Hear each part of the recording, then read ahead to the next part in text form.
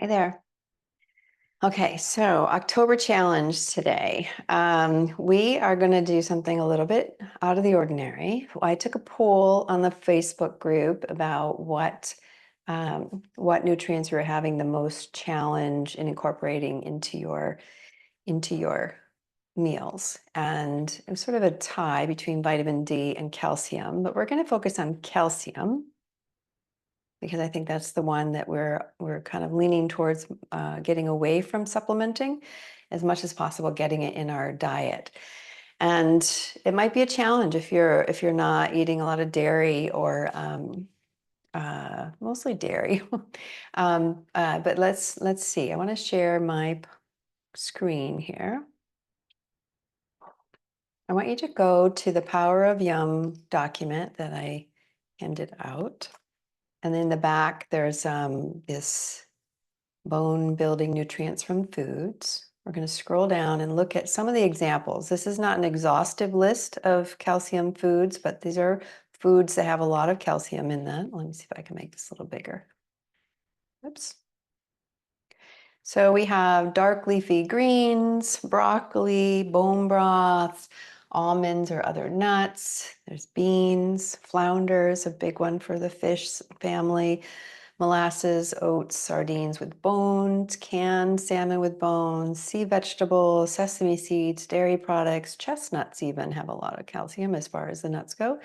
Some tofu that's fermented, wheat germ, and whole grain. So these are just ideas of, if you Googled any foods with calcium, you'd get a whole list, maybe even some more granular identifications of which dark leafy greens are out there. But basically, a lot of foods have calcium in them. So it really shouldn't be hard to get our 1,200 milligrams a day if we're eating a broad-based diet.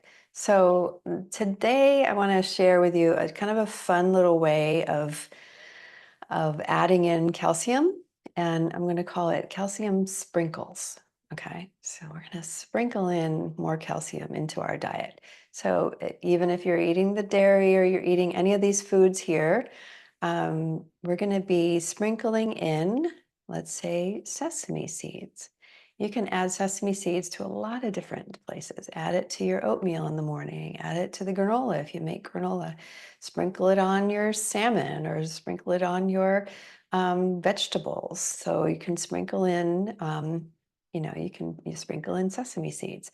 You can use some of the sea vegetables. So this thing called here sea vegetables, basically they're talking about seaweed. There's a lot of minerals in there. You can get some dried nori sheets, chop them up or crumble them up and sprinkle them on different foods. You can get pretty creative there. Put them in your soups. You can sprinkle in your calcium that way.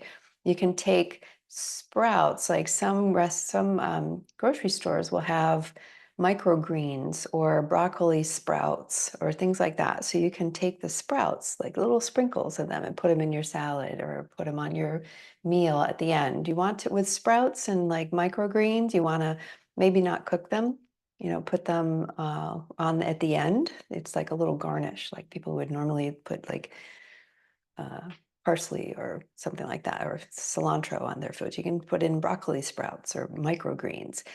You can even do some dehydrating of some of the greens. Even, one thing I like to do is take kale and make kale chips.